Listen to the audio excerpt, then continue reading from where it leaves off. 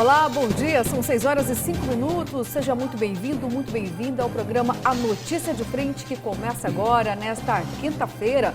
Vamos falar sobre a PEC dos precatórios. A votação aconteceu na madrugada, foi apenas a primeira votação.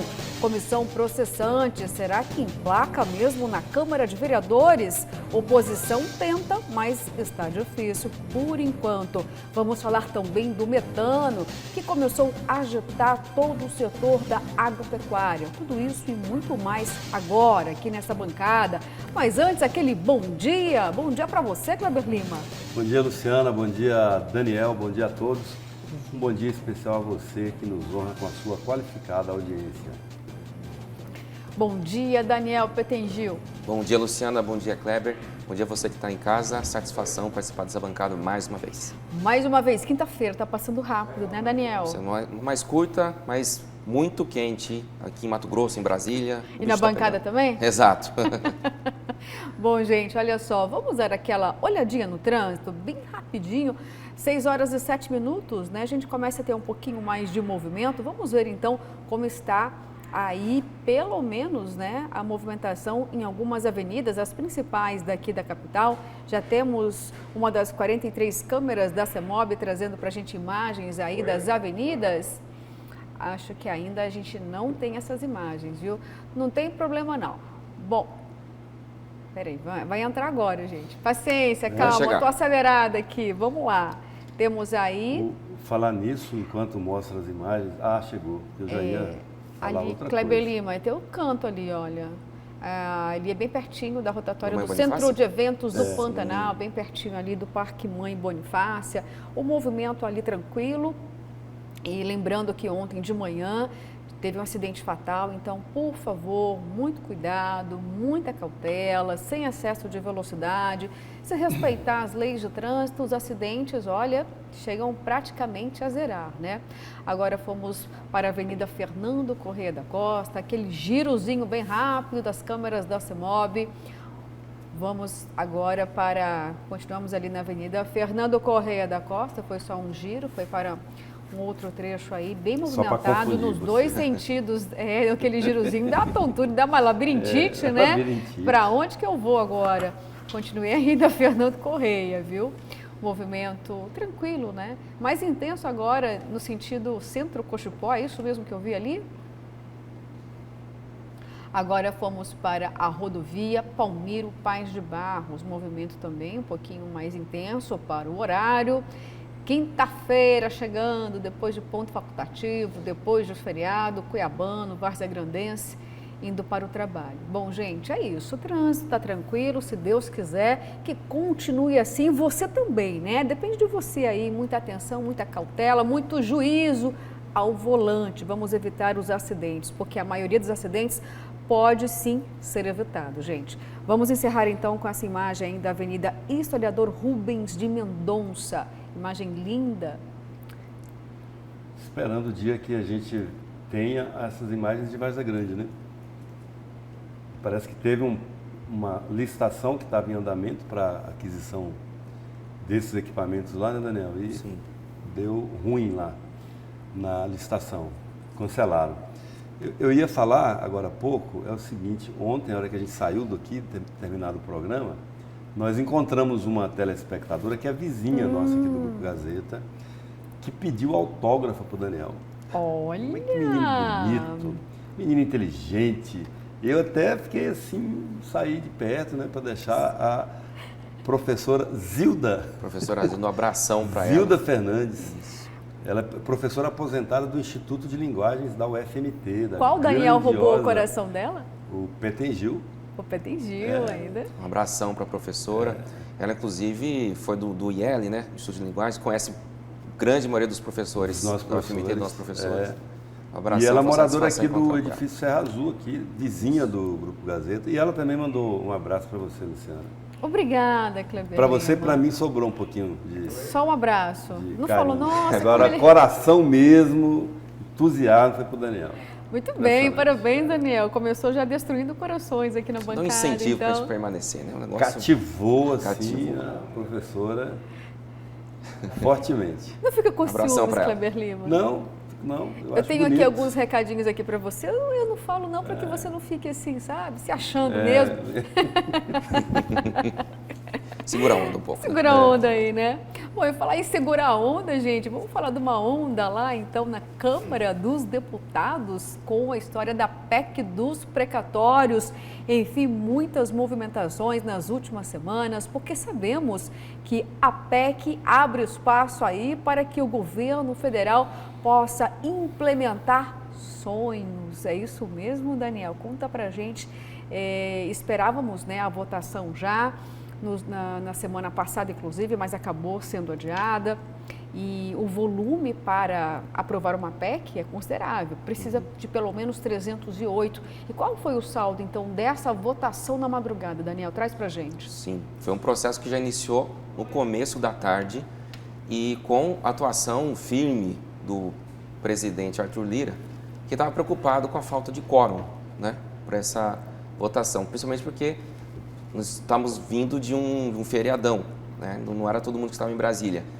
E ele mostrou-se um aliado de primeira hora do presidente e conseguiu, inclusive, alterar um ato interno da presidência da Câmara que permite a votação remota dos deputados. Então, até os deputados estavam na PEC, na COP 26, puderam votar e ajudar o governo a ter essa vitória. Eu acho que agora, nós estamos conversando ontem sobre a terceira via, vai ser uma ferramenta, um instrumento importante, uma narrativa importante para a reeleição do presidente Jair Bolsonaro, porque ele vai dispor de 91 bilhões de reais. Desses, em torno de 50 bilhões serão para o auxílio, que agora está substituindo o Bolsa Família, que será de R$ 400 reais por mês. Ou seja, e ele só vai, a validade dele apenas até dia 31 de dezembro de 2022, no ano eleitoral, né? Então não há coincidência aí, é uma arma importantíssima para a campanha eleitoral do presidente, e o projeto de reeleição dele, né? E um detalhe interessante que até mesmo deputados da oposição votaram a favor desta PEC, porque eu imagino que não quiseram topar o desgaste de serem contra um benefício que vai abranger cerca de 20 milhões de pessoas. Tá certo, Daniel. Agora você usou aí dois termos, né? A PEC das eleições pode ter também uma outra conotação. A imprensa tem intitulado também como a PEC do calote. Será que é esse mesmo entendimento que a gente pode ter dessa PEC? E por que ou não você também teria uma outra visão? É um nome, é um dos apelidos bem adequados para essa PEC, porque nós temos a preocupação com o teto de gastos, mas esse teto de gastos, se não vai ser furado, ele vai ser um extra, ou vão fazer uma laje por cima do teto. Uma laje. Exato. Vai bater uma laje em cima do teto e que vai permitir esse gasto e importante, que a gente não destacou ainda. Entre esses 91 bilhões vai ter um espaço importante, acho que chega de 20 ou 25 bi, para o pagamento de emendas aos deputados. Inclusive, aquelas emendas chamadas emendas do orçamento secreto, as emendas do relator, né? Que estão gerando muita polêmica aí por falta de transparência, né? Então, os deputados, além dessa questão eleitoral, política, de não topar esse desgaste, de ser contra o pagamento de um auxílio para as pessoas de baixa renda, também vão ser beneficiadas com as emendas para o ano que vem. Kleber Lima, os números são elevadíssimos, né? Como o Daniel está trazendo para a gente, e também fez a referência à PEC, no caso do calote e das eleições. Das eleições por quê? Vou trazer alguns números aqui. A princípio, seriam 50 bilhões que devem ir apenas para o Auxílio Brasil. Tem também outros valores, o Daniel disse muito bem em relação às emendas. Só em relação às emendas, a estimativa aqui é de que, olha só, 24 bilhões para os benefícios vinculados ao salário mínimo. Assim que eu tiver aqui exatamente o valor aqui, a estimativa das emendas, você tem a estimativa das emendas, Daniel, nesse momento? Então, até que cerca de 20 bi, eu acho. 20 bi para emendas. Tentar levantar é assim, tá bom. O que é o precatório? O precatório, para as pessoas que estão ouvindo só falar por cima, o precatório é uma dívida que o governo perde, alguém ganha judicialmente um direito financeiro do Estado. Ou é uma categoria de profissional, ou é um fornecedor, deu um problema no contrato, teve uma divergência, ele entrou na justiça, daí a alguns anos sai a decisão, R$1 milhão para ser pago. E aí, como aquilo é um recurso extra-orçamentário, ele vira um título público chamado precatório, que o Estado ou o governo reconhece que ele te deve aquilo e vai planejando aquilo para pagar. Como o estoque é muito desse tipo de dívida, de título, que é o precatório, ele vai pagando um pouco por ano. E aí tem toda uma regra para fazer isso. Por exemplo, você tem que obedecer a ordem cronológica. Para quê? Para que, a partir de influência política, de conchavo, de facilitações, de oferta de vantagem, uma pessoa que tem uma dívida mais recente não receba na frente de quem tem uma dívida mais antiga. Então, isso é o precatório. Agora, de quais precatórios a gente está falando, ou quais precatórios a PEC vai abranger nesse calote, suposto calote? Ou seja, a moral da PEC, a finalidade dessa PEC é reduzir o desembolso do governo com esse tipo de pagamento, né, para sobrar dinheiro. Por isso a expressão teto, porque hoje já está lá e não tem mais de onde tirar dinheiro. Então você reduz esse estoque, vai sobrar ali uma margem entre o que você já comprometeu e o que você pode comprometer, que é o teto, para você poder destinar a outras finalidades, como por exemplo o Auxílio Brasil e alguns investimentos que o governo pretenda fazer, né? Ao longo dessa negociação, os deputados estão tentando incluir coisas que interessem mais diretamente às suas bases, para poder ter uma compensação, né? Tá, e o que assim, nós já vamos dar esse calote, nós vamos contrariar alguns segmentos. Eu acho que era importante a gente tentar puxar quais seriam os segmentos que vão ficar mais prejudicados com essa PEC. Tem uma sugestão, até se a Lu puder pesquisar aí para a gente, o Fundeb, a educação, vai ser atingida. Existe um precatório bilionário que também isso vai influir na questão dos estados, repasse para os estados. O Fundeb vai acabar, inclusive, influenciando num pagamento de um benefício aos professores. Parece né? que isso entrou na negociação ontem. Acho que pagaria 30% esse ano, 30% ano que vem. Então, são as negociações que estão sendo feitas, né? Agora, que é uma medida, assim, tem um destaque do William Vac na imprensa de ontem para hoje, que ele diz o seguinte: estão mudando a Constituição para dar um calote com finalidade eleitoral. É um pouco o resumo da ópera, né? Desse momento, é uma das leituras, assim, uma leitura mais ou menos unânime aí na imprensa nacional sobre esse assunto. E lembrando, né, Daniel, que foi aprovado ontem, essa madrugada, né? Hoje, na verdade, como você disse, por um placar absolutamente apertado, que como é emenda constitucional, ele precisa ter um número mínimo de 308 deputados, que deve ser 60% do... São de 513? O quórum qualificado, né? De quem está presente. E eles conseguiram 312, 4 votos a mais só, no primeiro turno. Então ainda tem um segundo turno. Utilizaram uma artimanha agora, que foi permitir o voto remoto de 20 deputados favoráveis à medida, que não estavam em Brasília, né? Então, a manipulação ali regimental, que é do jogo. Sim. É como obstrução que a minoria faz, do jogo. Não é legal. Saber manejar para conseguir passar. Ainda precisa, entretanto, da segunda votação na própria Câmara e depois no Senado, né? Senão... Agora, você citou a questão do mexer na Constituição. A pergunta que fica para os parlamentares: isso é ou não uma pedalada fiscal? Né? Como isso vai ser ou para evitar visto a pedalada, né? Exato. Porque se você mexe na Constituição, você evita a pedalada. Agora, é um casuísmo, né? Por isso que a Constituição brasileira é uma das mais emendadas do mundo. Comparada com a americana, por exemplo, que quase não tem emenda, as pessoas citam. Você vê filme americano de policial e tal, eles ficam citando terceira emenda, segunda emenda, são poucas emendas. Nós... ninguém consegue contar. Regra central e várias variáveis vão incidindo sobre ela. Porque a cada interesse conjuntural, vai lá e muda a Constituição. Olha só, gente, em relação ao Fundef que você disse, vamos explicar que é o fundo que financia o ensino fundamental. É isso mesmo, Daniel? Sim, o Fundef foi o antigo Fundeb também, que é educação básica. Isso. Aí, no início, a previsão, pelo menos o acordo, era de poder dividir, Kleber, em 10 anos o pagamento. Pelo menos ontem acabou diminuindo. Em 3 anos, pelo menos. Ou seja, o calote diminuiu um pouquinho, mas mesmo assim tem um impacto, é isso? Tem um impacto. E principalmente para o Fundef. Agora, essa medida, ela tem um alcance popular, porque pagar o quê do Fundef? Pagar professor.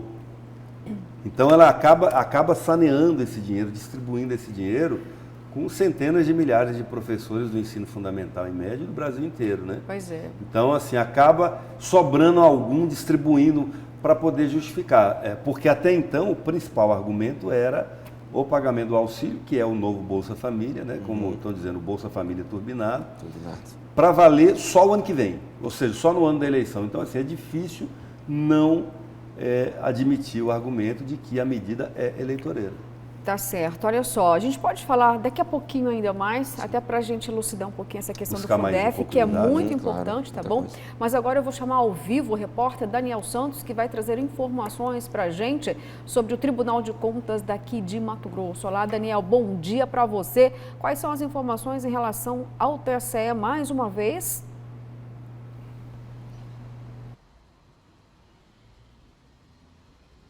Luciana, bom dia para quem está acompanhando a notícia de frente em todo o estadão de Mato Grosso nessa manhã ensolarada que já começa a esquentar aqui do lado de fora. Está quente também no Tribunal de Contas do Estado, com a eleição agora do novo presidente, o Zé Carlos Novelli, que assume a presidência do Tribunal de Contas, passa a ter como vice-presidente nessa chapa eleita recentemente o Walter Albano e o Guilherme Maluf. Ele é agora o corregedor-geral do TCE de Mato Grosso, agora ex-presidente do Tribunal de Contas. Detalhe, com uma gestão muito elogiada.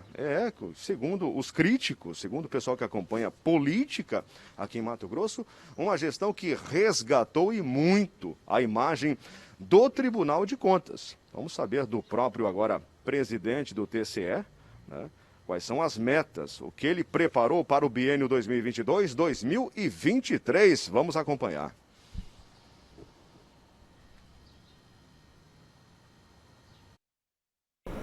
Agradeço muito a confiança de todos os conselheiros, né? Pela primeira vez em 10 anos, nós tivemos um tribunal pleno composto por todos os titulares conselheiros e também vamos trabalhar para montar um Tribunal de Contas renovado, né? Muito forte, onde a prioridade será a fiscalização, mas também a orientação do gestor público.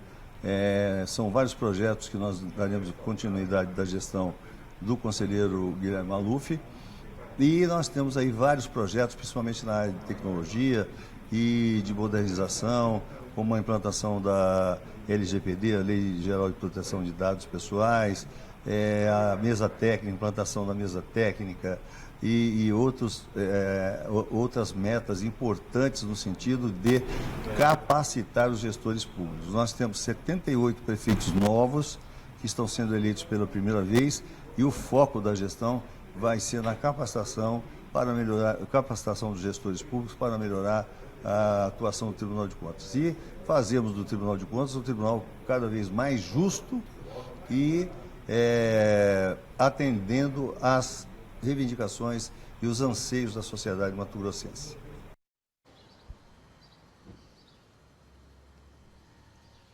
E a volta do Zé Carlos Novelli, depois de um hiato de 3 anos desde o afastamento dos conselheiros do Tribunal de Contas do Estado por conta da delação do ex-governador Silval Barbosa. Vocês podem lembrar aquela história toda, o Silval Barbosa delatando os conselheiros, dizendo que cobraram, na época, propina para que não travassem o andamento das obras da Copa do Mundo aqui no estado. Detalhe, né, desses conselheiros agora. Nós temos os 7 conselheiros titulares de volta à casa. Isso que não ocorria desde 2011, pelas informações apuradas aqui por nossa equipe do Gazeta Digital, desde o afastamento do então conselheiro Humberto Bosaipo.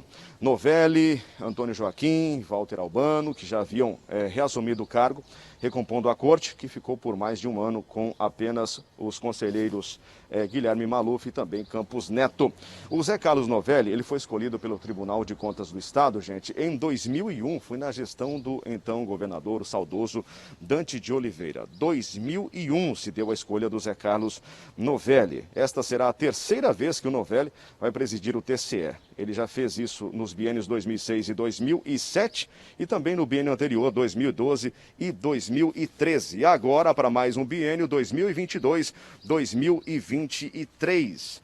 Vai continuar, pelas informações que a gente obteve, um dos seus planos é continuar nessa linha do Guilherme Maluf de resgate da imagem, reforçando ainda mais a atuação de fiscalização do Tribunal de Contas, ainda mais no que diz respeito à destinação de verbas públicas para os municípios de Mato Grosso, para manutenção, para tratamento de pessoas com Covid-19.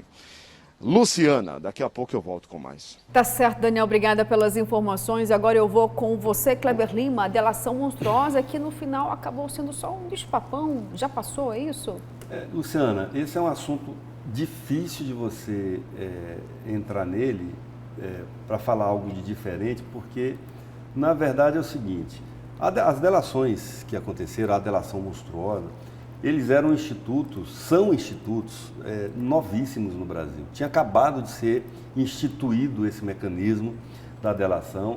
Estava todo mundo aprendendo a lidar com ele. Todo mundo quem? O delator, o delatado, o advogado, o Ministério Público, o Judiciário, toda a sociedade aprendendo. Lembrando que essa é uma lei da delação, a lei de uma mato-grossense, da senadora Séries Marlise Lessarenko. Então, assim, houve muito desvirtuamento desse instituto, desse mecanismo da delação premiada, que ele tinha uma finalidade boa de facilitar a progressão, atenuantes para quem delatasse, desde que ele pudesse auxiliar a justiça, o aparato de Estado, a desvendar crimes maiores. Então, tinha até um princípio que diziam, assim, a delação é para cima. A pessoa precisa delatar alguém que esteja na hierarquia da organização criminosa acima dela, que tenha mais responsabilidade. Para quê? Para não ficar só no bagrinho, como se fala, para poder pegar os tubarões também. O problema é que começou a haver brechas nessa legislação em que tubarões começaram a entregar tubarões para poder se proteger. Ou até casos em que tubarões entregam bagrinhos.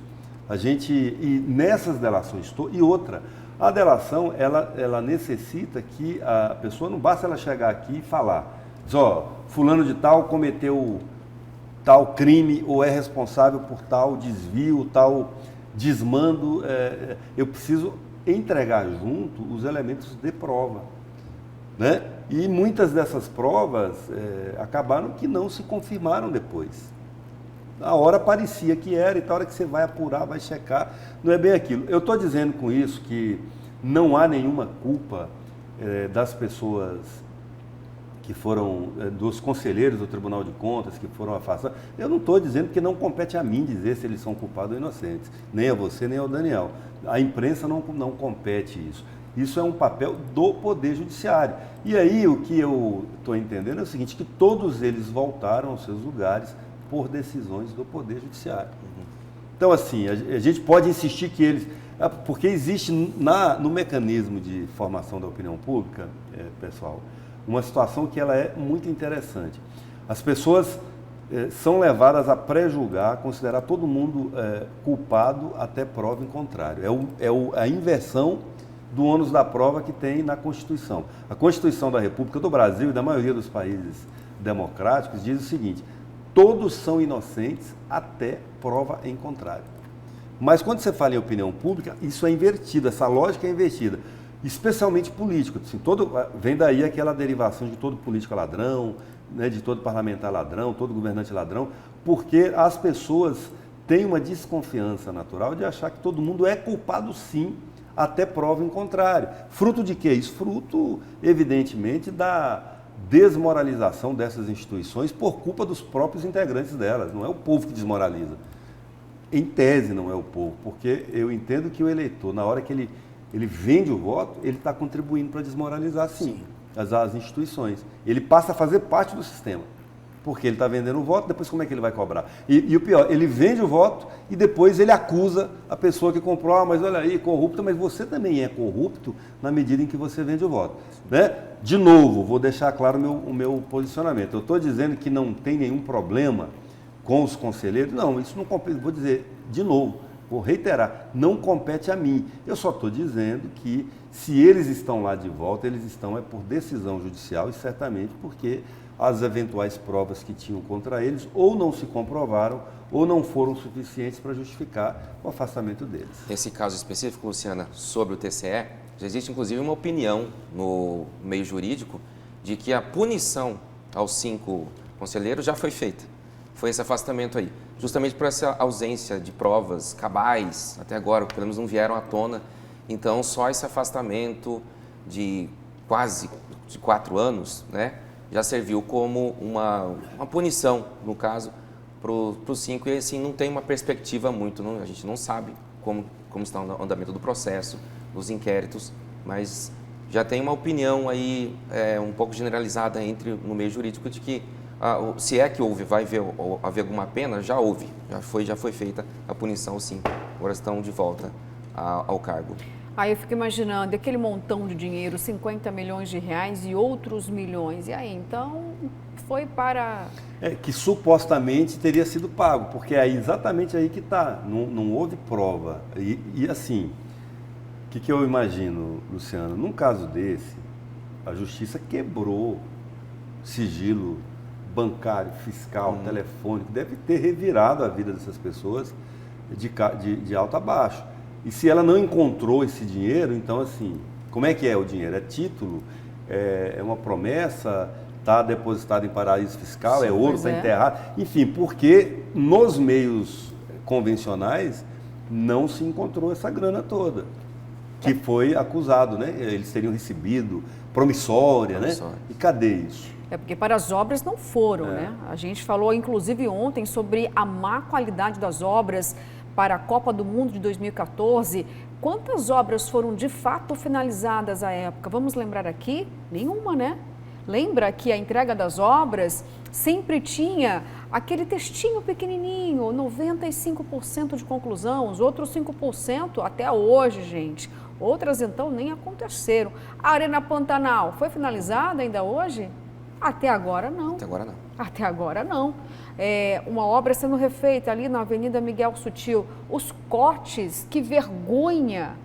2 anos depois, 3 anos depois, nada. Ou seja, então, esse dinheiro, esse volume exorbitante de dinheiro ainda não foi encontrado. E aí dá aquela sensação de que a justiça não foi feita. Lembrando que assim, a gente começou falando aqui de Tribunal de Contas que tinha, em tese, o papel de fiscalizar as obras. Exatamente. Né? Não de executar. Isso. Então, são situações diferentes. Pode ter havido negligência, pode ter havido... E também da Assembleia, né, Luciana? Vamos ser justos aqui. A Assembleia Legislativa tinha uma comissão de acompanhamento das obras da Copa do Mundo. São 24 deputados ali olhando. Cadê os 21 na época, vereadores de Cuiabá, 25? Os deputados estavam na fila indiana recebendo lá, né, Kleber? E aí, se a gente for ampliar isso, nós vamos ter que fazer essa pergunta: cadê outros organismos de controle? Cadê o Ministério Público, estadual e federal? Porque tinha muita verba federal também nisso. Cadê a imprensa? Né, que muitos batiam palma também e davam as manchetes. E cadê a sociedade também? Porque parece que nós vivemos aqui durante aqueles 5 anos ali uma anestesia geral, coletiva, ampla, geral, que todo mundo assim tão entusiasmado, enebriado, iludido com um suposto benefício da Copa do Mundo, acabou deixando de fazer o que tinha que fazer, que era abrir o olho, observar o que estava acontecendo de fato, sair daquela bolha da ilusão que todos nós entramos, né? E isso foi plantado para a gente, assim, as pessoas estavam iludidas com o quê? Para ir ver 4 partidas de futebol? Não, as pessoas estavam acreditando nos benefícios em obras estruturantes para Cuiabá. O VLT, não tem como a gente não falar disso, o VLT era virtual, assim, quantas pessoas viram na televisão aqueles passeios de VLT, né? Modernos, bonitos, coloridos pelos bairros de Cuiabá, e ficou só na saudade.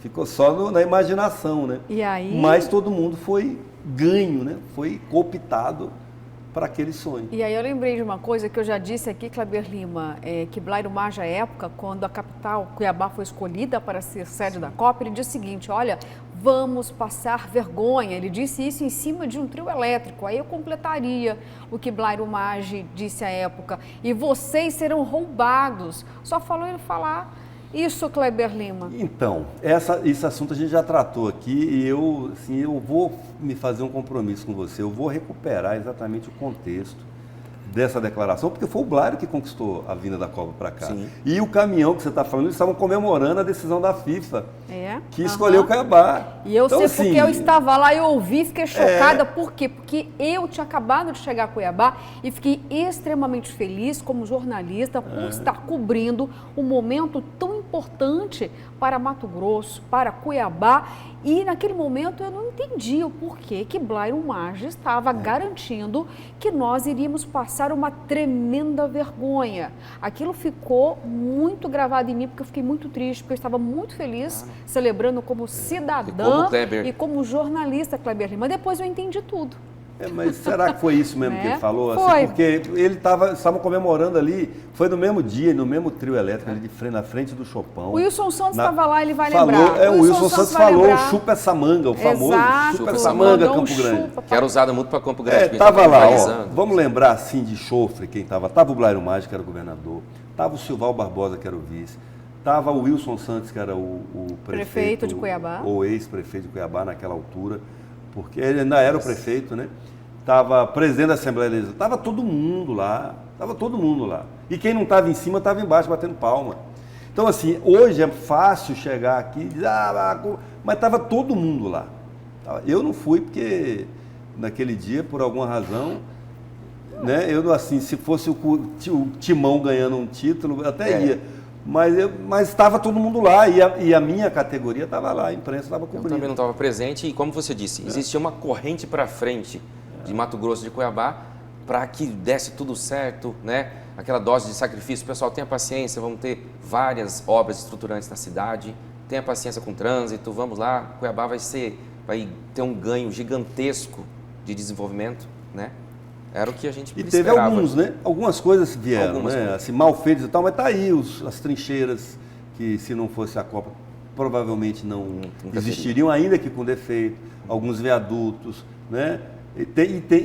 Os cotes que, por exemplo, o da UFMT ficou pronto ali, a prefeitura depois assumiu aquelas obras viárias do fundo ali, ficou um novo cartão postal de Cuiabá, mas tem muita coisa aí estragada, suja, mal feita, que ainda necessita de conserto. Tá certo, gente. Olha só, muitas mensagens chegaram aqui, mas eu vou para um rápido intervalo e volto daqui a pouquinho e vou sim trazer as suas mensagens. Você que falou tanto aqui, principalmente sobre o Tribunal de Contas.